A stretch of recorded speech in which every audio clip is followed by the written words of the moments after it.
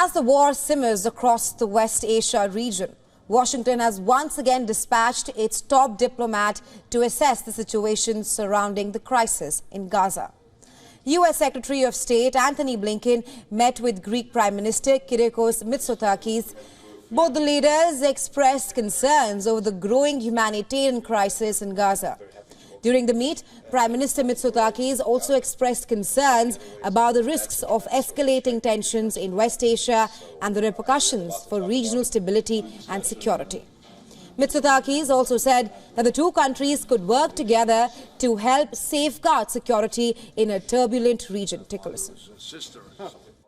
We are standing together facing some of the most acute challenges that we've seen. But the fact that we're standing together, that we're working together, whether it's in defense of Ukraine, whether it's for peace and stability in the Mediterranean, whether it's dealing with the situation in the Middle East, Gaza, and so many other ways, that's a tremendous source of strength and reassurance for the United States. So I know we have a lot to talk about, and really that's why I'm here. Your voice, your views, your counsel, your partnership mean a lot to the United States.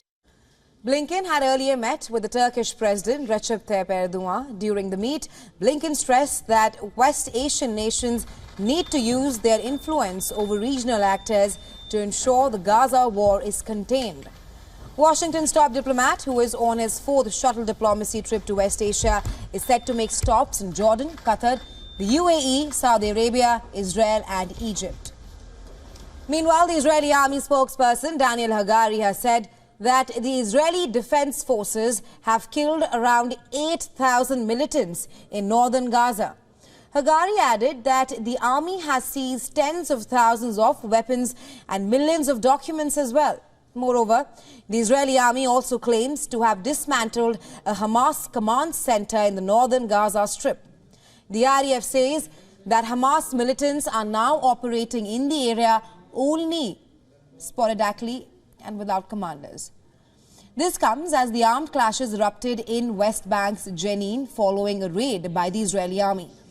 Huge plumes of smoke were seen on the skyline as the explosions rocked the besieged enclave. The Palestinian Health Ministry claims that 6 people have been killed this morning during an Israeli raid in the West Bank. On the other hand, Israeli Prime Minister Benjamin Netanyahu has said that the war against Hamas must not be stopped until Israel achieves 3 main objectives. That is, number 1, eliminate Hamas, number 2, return our hostages, and lastly, ensure that Gaza will no longer be a threat to Israel. Meanwhile, air raid sirens blared across northern Israel as Israel and the Hezbollah militant continued trading fire across Lebanon's border in one of the heaviest days of cross-border fighting in recent weeks.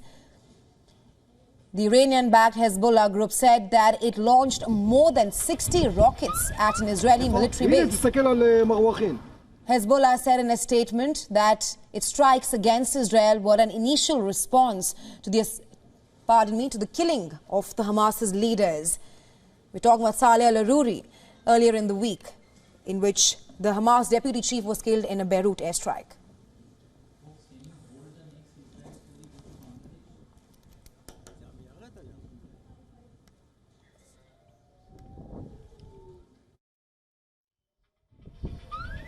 איפה? הנה, תסתכל על מרווחים.